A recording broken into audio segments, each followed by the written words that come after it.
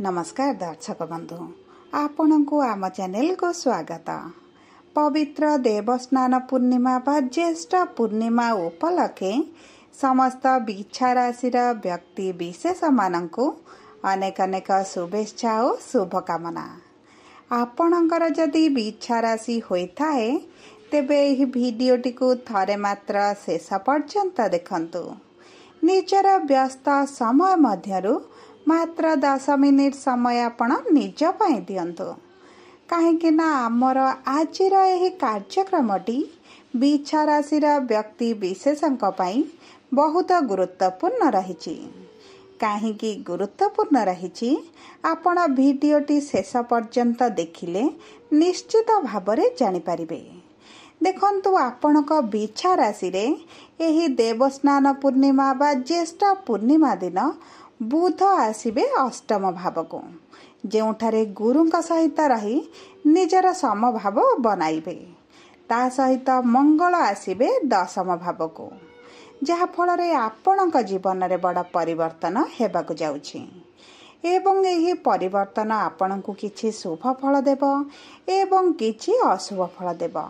ता सहित देखंतु एही जून मास 15 तारिख दिन सूर्य आसिबे आपणकर अष्टम गृह को एवं सेठारे गुरु एवं बुधंक सहित विराजमान करिवे, जहा फल रे आपणक जीवन रे बड़ परिवर्तन हेबाकु जाउछि एवं एही सूर्यंकर गोचर गुरु एवं बुधंकु आपणक राशि रे अस्त मध्य कराई देबे, जहा फल रे आपणक जीवनटी अधिक प्रभावित हेबा। तेबे आसंतु जानिबा एही देवस्नान पूर्णिमा बा ज्येष्ठ पूर्णिमा ठारू आपणक जीवन रे कौन सबु बड़ परिवर्तन हेबाकु जाउछि। किंतु भिडियोटी आरंभ करिबा पूर्वरु जदि आपणकर भी बिच्छा राशि होइथाए एवं आपण भी ईश्वरन को आंतरिक भक्ति एवं विश्वास करंती तेबे भिडियोटी को लाइक करंतु एवं कमेंट बॉक्स रे जय जगन्नाथ जय मां लक्ष्मी अवश्य लिखि दियंतु। ता सहित आपणक मन रे जहाँ भी प्रश्न रही जहाँ भी द्वंद्व रही आपण कमेंट बॉक्स रे लिखि जणांतु।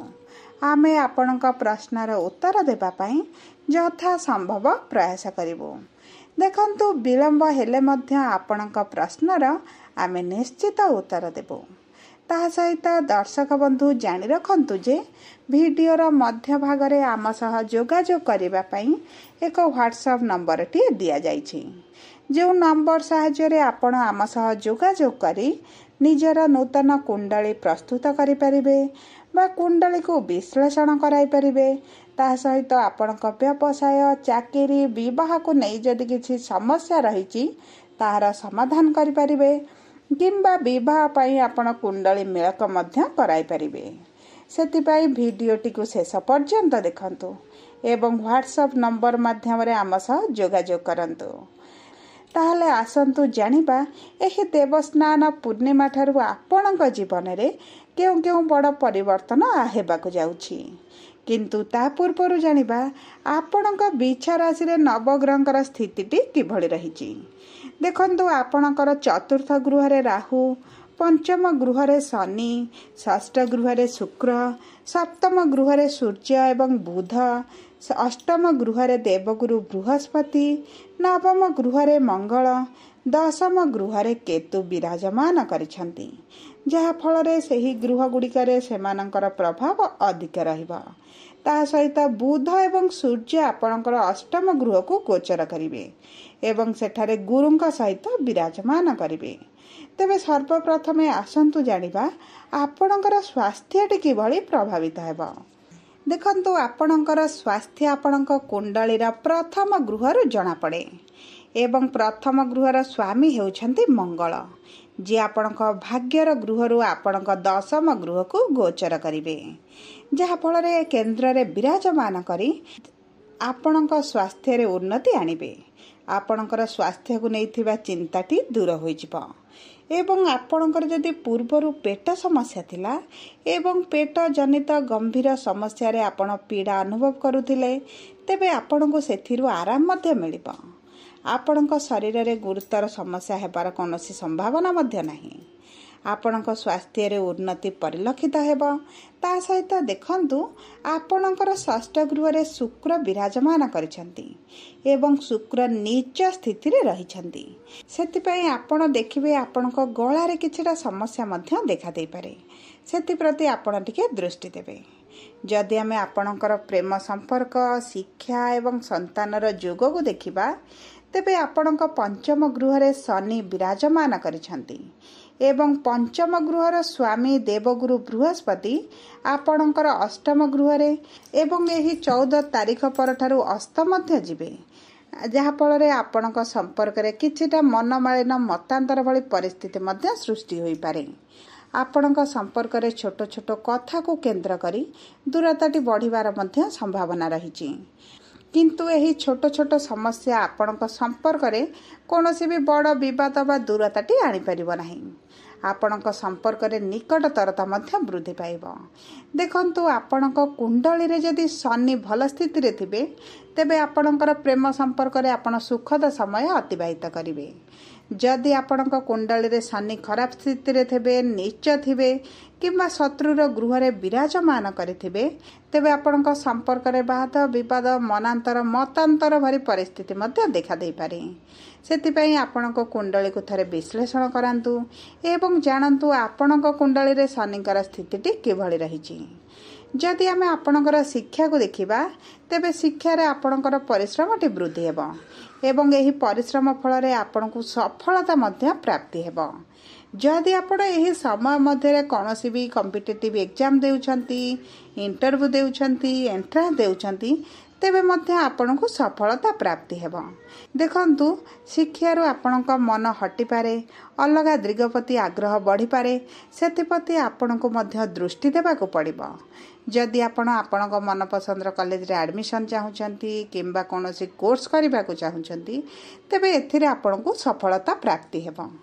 ଯଦି ଆମେ ଆପଣଙ୍କର ସନ୍ତାନର ଯୋଗକୁ ଦେଖିବା, ତେବେ ଗୁରୁ ଆପଣଙ୍କର ଅଷ୍ଟମ ଗୃହରେ ବିରାଜମାନ କରିଛନ୍ତି ଏବଂ ରାଶିର ସ୍ୱାମୀ ଆପଣଙ୍କର ଦଶମ ଗୃହକୁ ଗୋଚର କରୁଛନ୍ତି ଏବଂ ସେଠାରେ କେତୁଙ୍କ ସହିତ ବିରାଜମାନ କରିବେ, ଯାହାଫଳରେ ଆପଣଙ୍କ ସନ୍ତାନ ପ୍ରାପ୍ତି ପାଇଁ ଭଲ ସମୟ ଏହି 15 ତାରିଖ ପରେ ଆସିବ।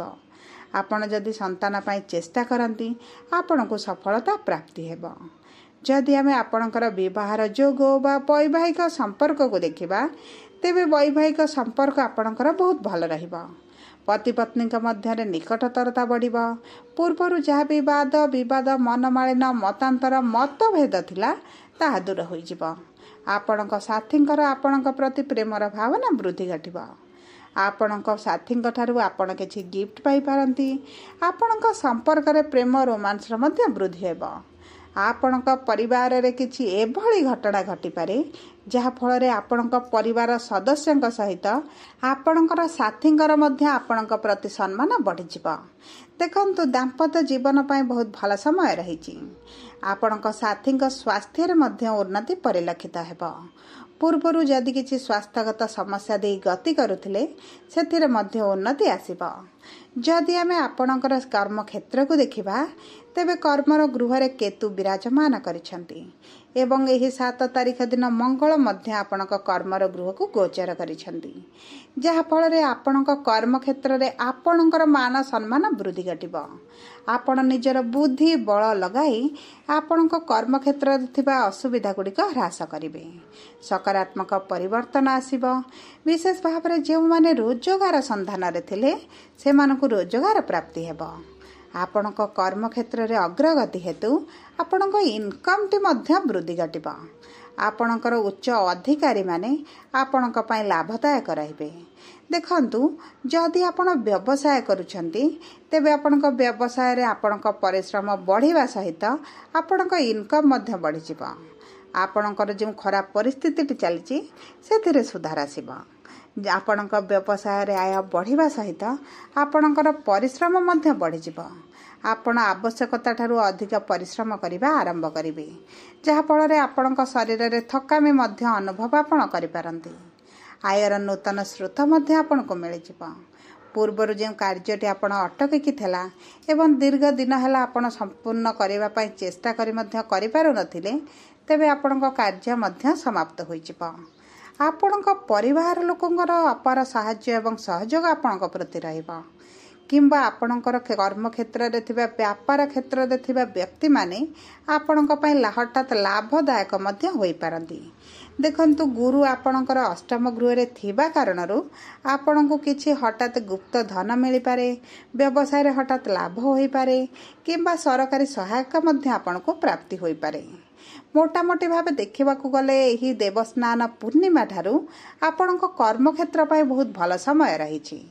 କିନ୍ତୁ ଅଶୁଭତ୍ୱକୁ ଦୂର କରିବା ପାଇଁ ଆପଣ ପ୍ରତିଦିନ ମଙ୍ଗଳଙ୍କର ବୀଜ ମନ୍ତ୍ର ଜପ କରନ୍ତୁ, ହନୁମାନ ଚାଳିଶା ପାଠ କରନ୍ତୁ, ହନୁମାନଙ୍କ ମନ୍ଦିରରେ ପୂଜାର୍ଚ୍ଚନା କରନ୍ତୁ ଏବଂ ଚେଷ୍ଟା କରନ୍ତୁ ବିଷ୍ଣୁ ସହସ୍ରନାମ ପାଠ କରିବା ପାଇଁ। ଏହା ଆପଣଙ୍କୁ ବହୁତ ଅଧିକ ସଫଳତା ପ୍ରଦାନ କରିବ। ଯଦି ଆପଣଙ୍କର ବିଚ୍ଛା ରାଶି ହୋଇଥାଏ ତେବେ ଭିଡ଼ିଓଟି କିଭଳି ଲାଗିଲା କମେଣ୍ଟ ବକ୍ସରେ ଲେଖି ଜଣାନ୍ତୁ। ଯଦି ଆପଣଙ୍କ ପ୍ରିୟଜନଙ୍କର ବିଚ୍ଛା ରାଶି ହୋଇଥାଏ ତେବେ ଭିଡ଼ିଓଟି ତାଙ୍କ ସହ ସେୟାର କରନ୍ତୁ। ଯଦି ପ୍ରଥମ ଥର ଆମ ଚ୍ୟାନେଲକୁ ଆସିଛନ୍ତି ତେବେ ଚ୍ୟାନେଲଟିକୁ ସବସ୍କ୍ରାଇବ୍ କରନ୍ତୁ। ପାଖରେ ଥିବା ବେଲ୍ ଆଇକନ୍କୁ ପ୍ରେସ୍ କରନ୍ତୁ। ଯଦି ଆପଣଙ୍କୁ ଆମ ସହ ଯୋଗାଯୋଗ କରିବା ପାଇଁ ଚାହୁଁଛନ୍ତି ତେବେ ଭିଡ଼ିଓରେ ଦିଆଯାଇଥିବା ହ୍ୱାଟ୍ସଆପ୍ ନମ୍ବର ମାଧ୍ୟମରେ ଆମ ସହ ଯୋଗାଯୋଗ କରନ୍ତୁ। ଧନ୍ୟବାଦ।